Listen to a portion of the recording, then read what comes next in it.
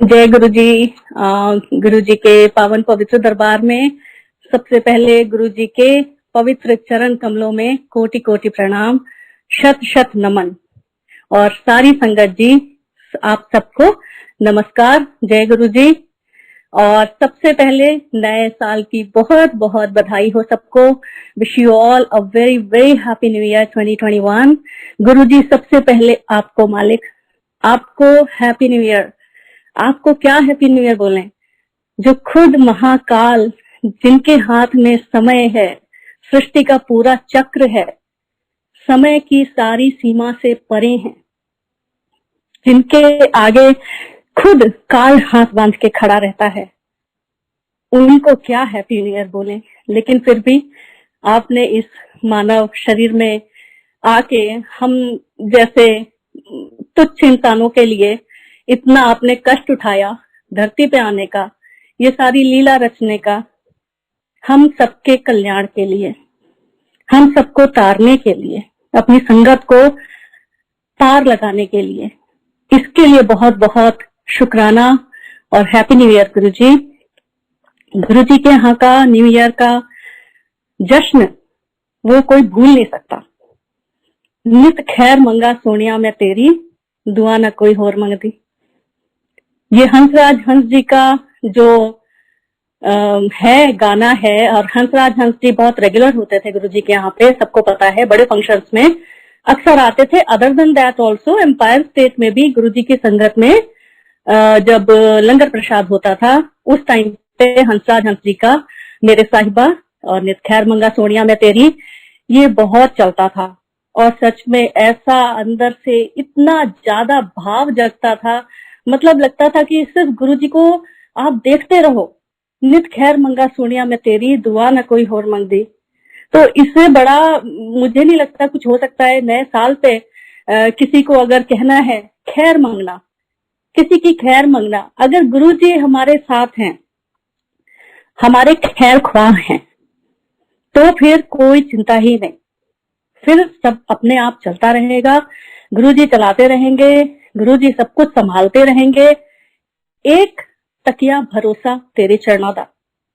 जब एक सिर्फ गुरु जी पे भरोसा करके चलते हैं, उनसे कनेक्ट होके चलते हैं, अपने आप वो सब कुछ चलाते जाते हैं। फिर हम तो एक सिर्फ पात्र भर रह जाते हैं, एक कैरेक्टर बस प्ले करते हैं, एक पर्सोना वी वेयर, एक role we play. Other than that डोरियां तो सब उनके हाथ में होती हैं, सारा नाटक जो है सृष्टि का चलाते वही हैं।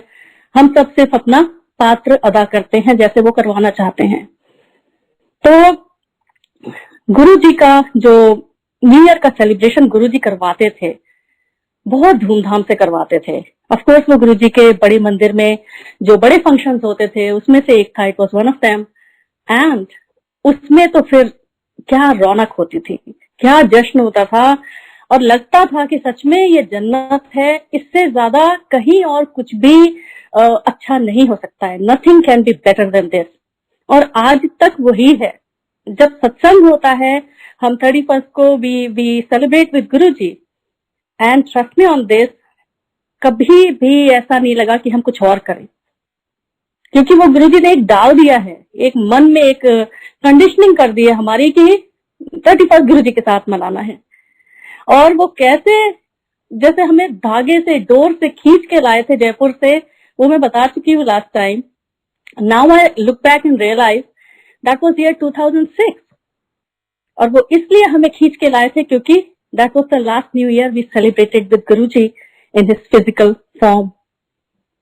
2007 का तो न्यू ईयर फिर नहीं गुरु जी फिजिकल फॉर्म में थे। तो वो उन्होंने उस दिन जो हमें उस उतनी मुश्किल तरह से, जो हम आए थे जयपुर से इतने घने कोहरे में, जीरो विजिबिलिटी के फॉग में, एकदम दिन में जैसे अंधेरा हो गया था, और गुरु जी हमारी उस गाड़ी को, जिसकी चाबियां उन्होंने ही ब्लेस की थी, वो एस्टीम वही थी। जब गुरु जी के चरणों में चाबियां रखी थी और गुरु जी ने कहा था मेरे अंकल को, गड्डी ले ली, सानू भी ले ले, वो वही गाड़ी तो थी। और वो स्टेयरिंग गुरु जी तो संभाल रहे थे, क्योंकि चाबियां तो उन्हीं की ब्लेस की हुई थी।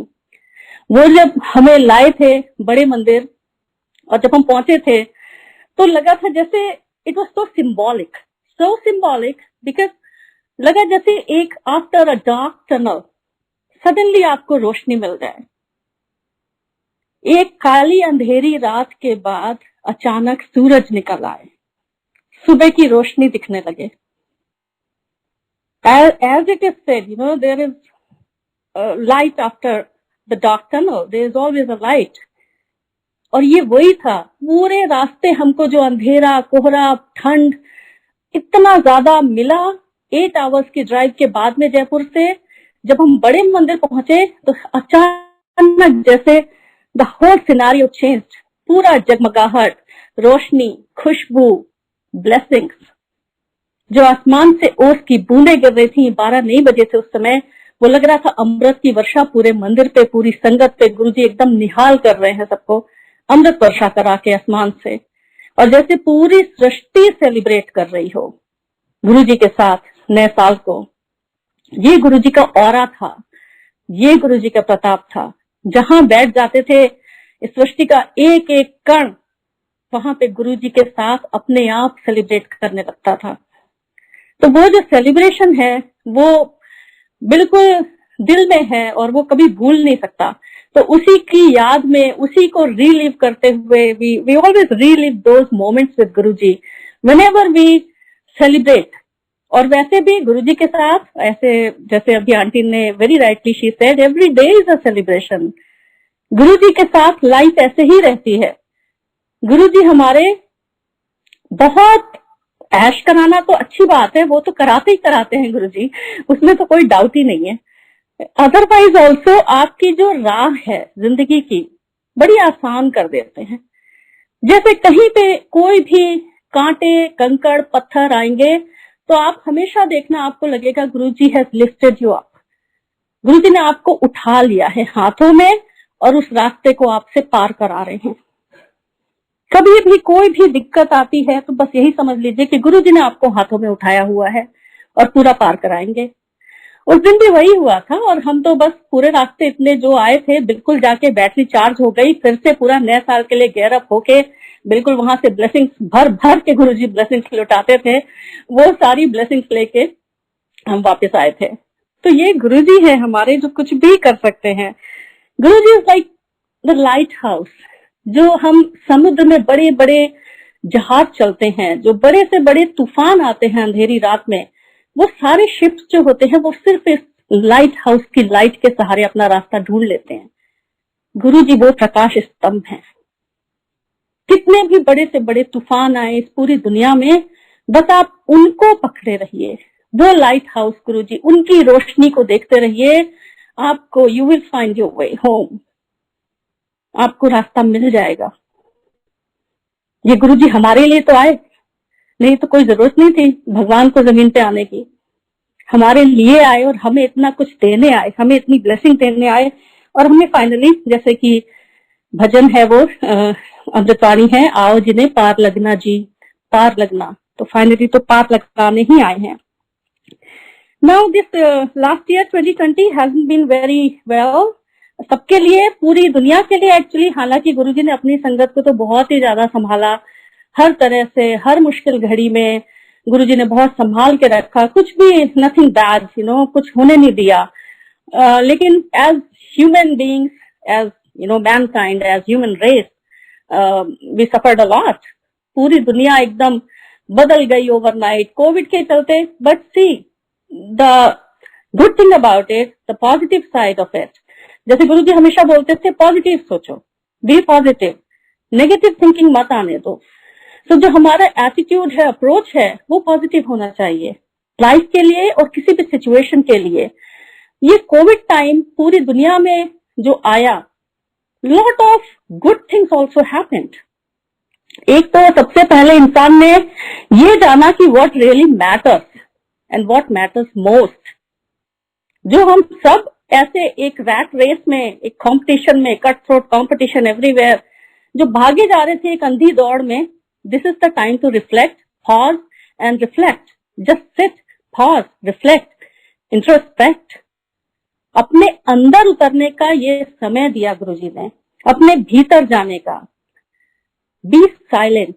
गुरुजी के यहाँ जब अंपायर स्टेट दरबार जाते थे, पहला जो लेसन होता था वो यही था, बी साइलेंट। मौन रहना सीखिए, शांत रहना सीखिए, कोई उथल पुथल नहीं, कोई हौच पौच नहीं, अंदर इतने विचार इतने जो भरे हुए हैं सबको शांत करिए। तब गुरुजी, जैसे शांत झील में जो चंद्रमा होता है उसका प्रतिबिंब दिखता है, साफ दिखाई पड़ता है, वैसे ही हमारा मन है। शांत रखेंगे तो गुरुजी बहुत आसानी से कनेक्ट करेंगे। उथल पुथल भरी रहेगी, lots of ifs and buts and doubts and queries, वो बहुत अशांत जल होता है, उसमें वो चंद्रमा दिखाई नहीं पड़ेंगे।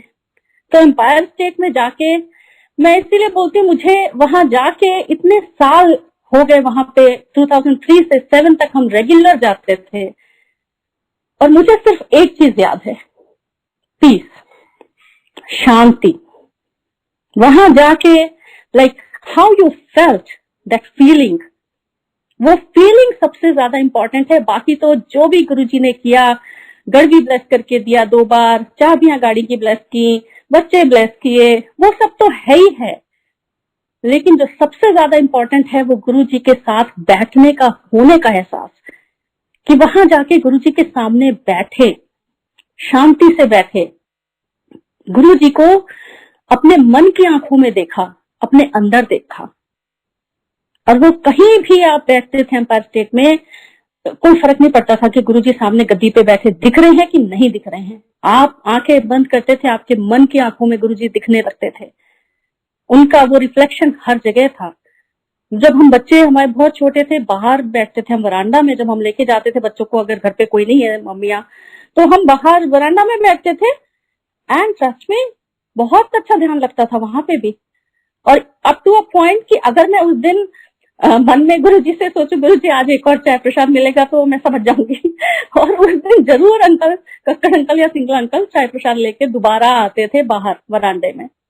तो जो बाहर वरांडे में बैठ के मैं मन में बोल रही हूँ गुरुजी से, आप टेलीपैथी बोले या कुछ भी बोले, वो गुरुजी सुन रहे हैं, रिस्पॉन्ड कर रहे हैं, तो वो आज भी करते हैं, कहीं भी बैठे हों, कोई फर्क नहीं पड़ता। ये हमारे गुरुजी हैं। इवन जब गढ़वी गुरुजी ने ब्लेस करके दी थी 2 बार मुझे, तो कोई भी प्रोटोकॉल्स ऐसे नहीं थे कि एक सेट पैटर्न है जिसको फॉलो करना है। वो गुरुजी की मौज होती थी, गुरुजी की टाइमिंग होती थी, अभी तक वही है, गुरुजी की टाइमिंग चलती है और कुछ नहीं चलता। तो गुरुजी डिसाइड करते हैं कि क्या करना है, कब करना है, कैसे करना है। अब मैं जब हाथ में वो शाइनिंग न्यू कॉपर वेसल लोटा लेके गई, तो मुझे लगा इसका एक लंबा चौड़ा प्रोसीजर होगा यहाँ पे, जिसमें कि गुरुजी कुछ पूछेंगे, गुरुजी कुछ बताएंगे, फिर कुछ मंत्र देंगे, समथिंग समथिंग ऐसे कुछ होगा। I was very new, and guess what happened, जब मैं गई उस दिन इतनी ज्यादा संगत थी कि मुझे लगा आज तो गुरुजी देखेंगे भी नहीं कि मैं गढ़वी लेके हाथ में बैठी हुई हूँ, मेरी तरफ नजर ही नहीं पड़ेगी, क्योंकि मैं एम्पायर स्टेट में जो पिलर है उसके पीछे बैठी हुई थी लोटा हाथ में लेके। और जब मत्था टेकने का टाइम हुआ, उसके पहले जब मैं उठने लगी, जब लंगर शुरू होने वाला था और सारी संगत बाहर जाने के लिए उठने लगी, क्योंकि ऐसे रोज में हम बैठते थे, पहले फर्स्ट रो फिर सेकंड रो ऐसे, तो एक्स्ट्रा संगत बाहर चली जाती थी, तो मैं भी उठने लगी। उस समय गुरुजी ने वहां गद्दी पे बैठे हुए हाथ के इशारे से, अपने जो उनका इशारा होता था हाथ का, ऐसे करके बुलाया मुझे। उनका इतना डिवाइन इशारा होता था, उनके हाथ उठाने भर से जिंदगियां बदल जाती थी। और वहां से मैं उस पिलर के पीछे से वो गड़वी हाथ में लेके, सिंगल अंकल ने बोला आंटी आंटी, मैं कहा अंकल गुरुजी बुला रहे। कहते अच्छा अच्छा जाओ। मैं गई सीधे गुरुजी के पास, और गुरुजी ने गड़वी को हाथ में लेके गड़वी के अंदर देखा, मुझे दे दिया। That's it. ये गुरुजी है, उनको पता है कब किसको क्या देना है, कहाँ देना है, कितना देना है। सेकेंड टाइम भी जब गढ़वी में लेके गई थी, मैं ऊपर बैठी थी फर्स्ट फ्लोर में, और जब मैं सीढ़ियों से उतर रही थी, एम्पायर स्टेट में एक बीच की थोड़ी सी जगह है, बाहर जब निकलते हैं एक वॉल है जो शॉर्ट थोड़ी स्मॉल है, वहां से एक ऐसा एंगल है जहां से गुरुजी गद्दी पे बैठे हुए दिखते थे। वहां से गुरुजी ने अपने हाथ के इशारे से मुझे बुलाया।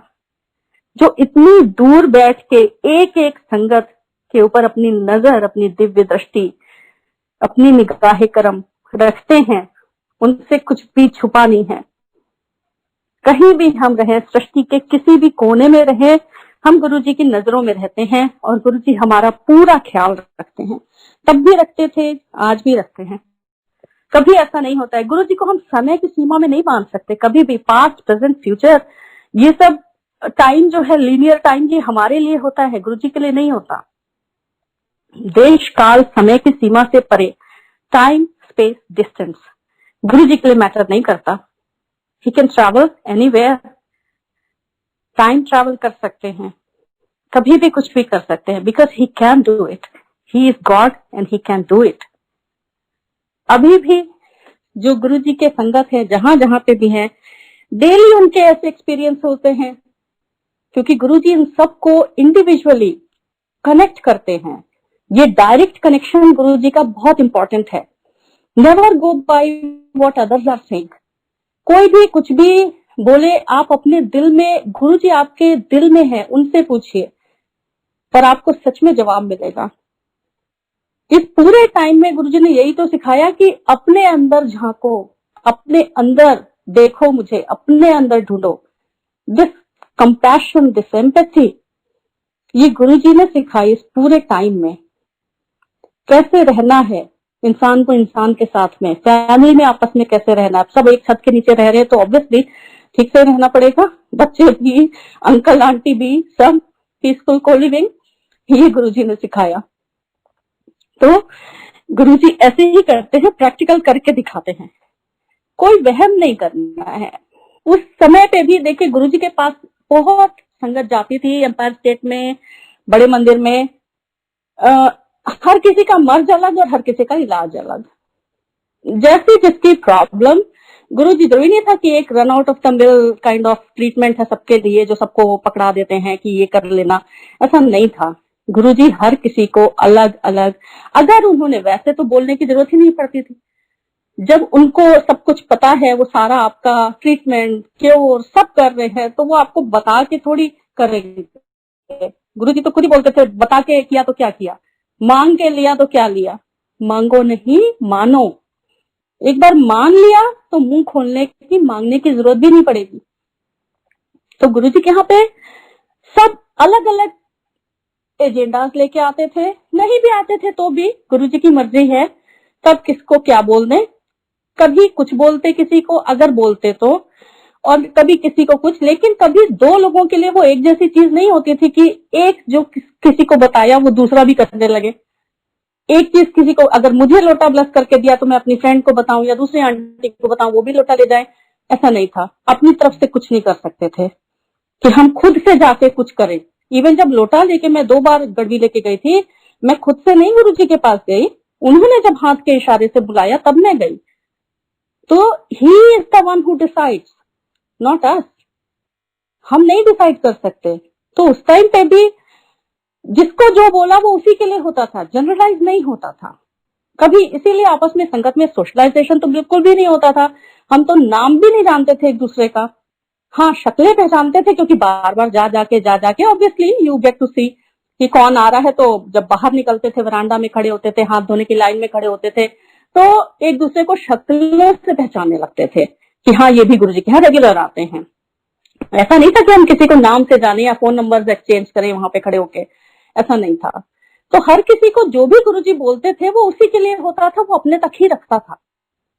तो उन दिनों में मुझे कहीं से, जैसे कानों में पड़ता है ना, जब बाहर आप खड़े होते हैं लाइन में हाथ धोने की, या वरांडा में 2-3 लोग ग्रुप बना के सत्संग करें, ये सब जो होता था, उसमें एक बार मैं नई थी और मुझे कान में पड़ा कि गुरुजी के यहाँ चावल खाने में मना करते हैं, चावल खाने के लिए मना करते हैं।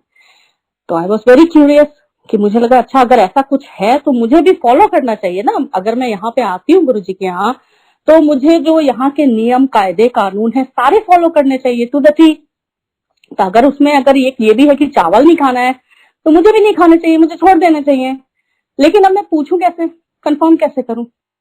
क्योंकि ऐसा आपस में हम लोग एक दूसरे को नहीं ऐसे एडवाइस देते रहते थे कि ये करना है, ये नहीं करना है, डूज एंड डोंट्स है, और गुरुजी ने ऐसे बोला है। आप डायरेक्ट कनेक्शन रखिए, बस किसी और से कुछ पूछने की जरूरत नहीं है। तो मैंने क्या किया, मैं बहुत नई थी, I was novice, fool, innocent, whatever.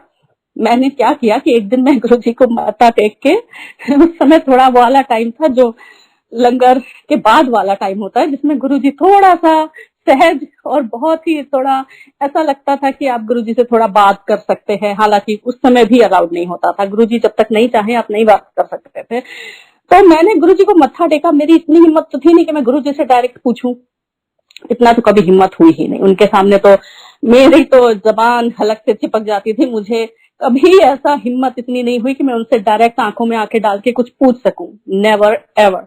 जब उन्होंने बोला, हालांकि वो मुझे कंफर्टेबल करने के लिए कई बार ऐसा हंसी मजाक में कुछ बोल देते थे, जब मोटी बोल रहा था तब भी, कि मैं थोड़ा कंफर्टेबल हो जाऊं, लेकिन मुझे उनसे उनका जो ऑरा था उसमें जाते ही टोटली ट्रांसफॉर्म्ड, टोटली वो फीलिंग मैं भूल नहीं सकती।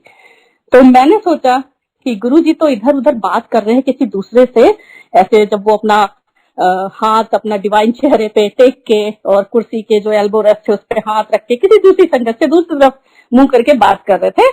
गुरुजी के चरणों में बैठी थी शौरी आंटी, और शौरी आंटी आराम से गुरुजी के चरणों में बैठी हुई थी, अरुण शौरी अंकल की वाइफ। तो मैंने सोचा गुरुजी से तो नहीं पूछ सकते, लेकिन शौरी आंटी गुरुजी को काफी मतलब करीब से जानती हैं, एज आई थॉट, तो शौरी आंटी से पूछते हैं। तो मैंने शौरी आंटी से कहा धीरे से, आंटी चावल नहीं खाने हैं क्या?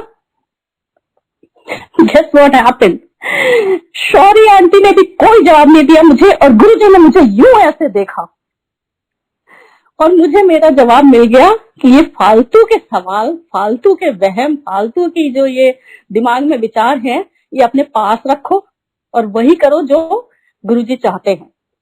उसके बाद से कोई सवाल नहीं पूछा मैंने, और ना उस चीज का कभी कोई मैंने जवाब मांगा। फिर क्या हुआ कि जो शिवरात्रि होती थी गुरुजी के यहाँ बहुत धूमधाम से होती थी, सबको पता है। तो हम लोग का एक इंसान फ्रॉम इलाहाबाद, मुझे शिवरात्रि, शिव जी की बचपन से बहुत भक्ति, तो मैं शिवरात्रि का व्रत रहती थी। तो मैं जो है जब गुरुजी के यहाँ जाने लगे, शिवरात्रि का इतना अच्छा बड़ा फंक्शन होता था, और जो लंगर प्रसाद होता था वो तो शादी ब्याह जैसा, शिव जी की बारात जैसा लंगर होता था। तो वैसे भी मना करते थे कि व्रत नहीं रहना है। तो क्या होता था, मैं दिन भर तो व्रत हम लोग रह जाते थे, शाम को जाके गुरुजी के यहाँ लंगर प्रसाद से वो व्रत खोल देते थे। और वो ऑब्वियसली शिव जी के बाराती हैं तो खाएंगे पिएंगे, और ऐसे होता था। फिर क्या हुआ कि जब गुरुजी ने महासमाधि ले ली, तो उसके नेक्स्ट ईयर समाधि का काम चल रहा था, कंस्ट्रक्शन, और ऑब्वियसली मंदिर में एकदम निर्माण काम चल रहा है, तो कोई भी चीज ऐसे नहीं थी कि बहुत ही पहले जैसी, ऐसा नहीं था। शिवरात्रि भी आई तो मैं गई, बल्कि मैं अपने साथ गंगा जल, कच्चा दूध सब लेके गई। जो बाहर शिवलिंग हैं, बाहर वाले गणेश जी में के पास जो है, उनपे मैंने वो जल और दूध चढ़ाया, अभिषेक किया गंगा जल से। और उसके बाद जो वहां कंस्ट्रक्शन का काम चल रहा था, वो वर्कर्स थे, तो मंदिर में पीछे की तरफ, लाइक वो जो पैसेज है कुटिया के बाहर वाला, वहां एक बहुत मेक शिफ्ट सा अरेंजमेंट किया गया था, टेबल्स लगा के। Now why I am telling this, कि गुरु जी के यहाँ कोई वहम नहीं। तो हमने तो मंदिर में हम जाते थे, और नए साल पे भी हमेशा हम अगली सुबह जनवरी 1 को सबसे पहला काम यही करते थे कि गाड़ी उठाई और सीधे मंदिर चले जाते थे, इवन आफ्टर महासमाधि, क्योंकि वहां पे जाके मंदिर में दर्शन करते थे, बैठते थे, चाय प्रसाद पीते थे, आ जाते थे। हमको लगता था अब हमारा साल पूरा गुरुजी बहुत अच्छी तरह से निकालेंगे।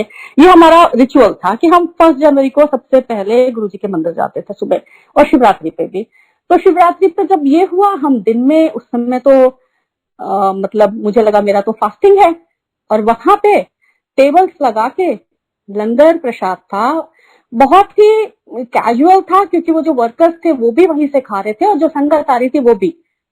और उस लंगर में फर्स्ट एंड लास्ट टाइम जिंदगी में मैंने चावल देखे गुरुजी के मंदिर में, क्योंकि वो सिर्फ एक मेकशिफ्ट अरेंजमेंट था, और सिर्फ वहां के जो कंस्ट्रक्शन वर्कर्स थे और जो भी संगत आ रही थी उनके लिए था। It was not like it was not normal. अब मेरे दिमाग में आया कि आज शिवरात्रि के दिन में व्रत के समय एक तो मैं खाऊं अन्न, ऊपर से चावल, लेकिन तुरंत वो थॉट दिमाग से गुरुजी ने निकाल दिया, अगर मैं शिवजी के मंदिर में खड़ी हूं, गुरुजी शिवजी हैं और उन्होंने प्रसाद में ये दिया है, तो मुझे सोचना भी नहीं चाहिए। और वो येलो दाल एंड राइस, ये था उस दिन का प्रसाद जो शिवरात्रि पे दिन में मैंने खाया, विदाउट एनी वहम, विदाउट एनी सेकेंड थॉट। और कहीं से मुझे कोई गिल्ट नहीं हुआ कि मैंने ऐसा किया।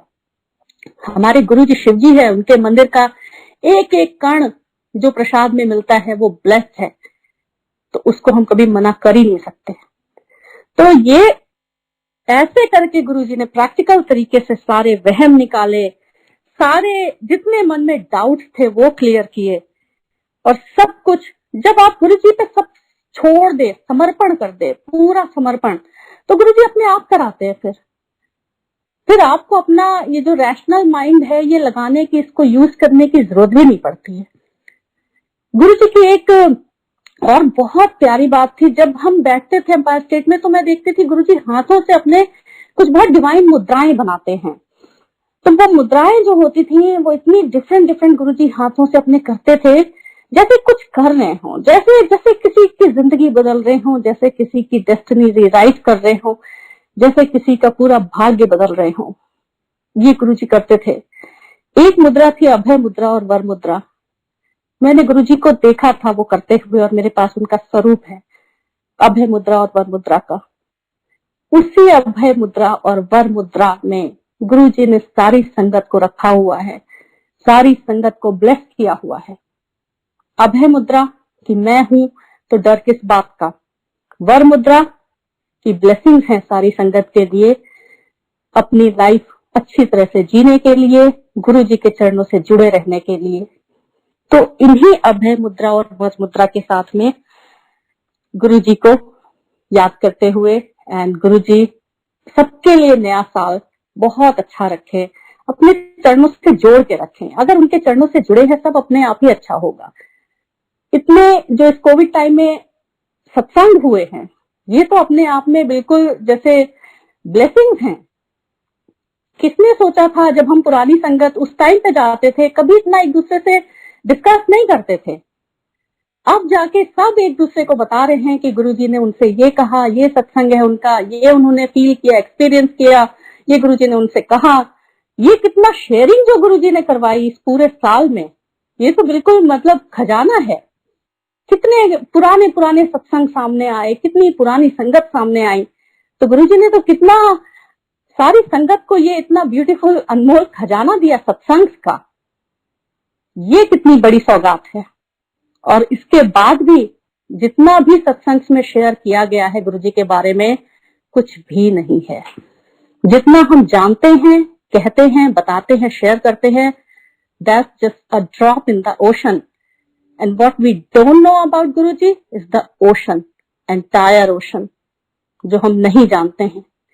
So thank you so much गुरुजी, सारी संगत को हमेशा ऐसे ही ब्लेस करने के लिए, अपने चरणों से लगा के रखने के लिए। एंड थैंक यू सारी संगत जी, आप सबका भी, आप जहां कहीं भी हैं, wish you all a very happy new year 2021। Thank you. जय गुरु जी, शुक्राना गुरु जी।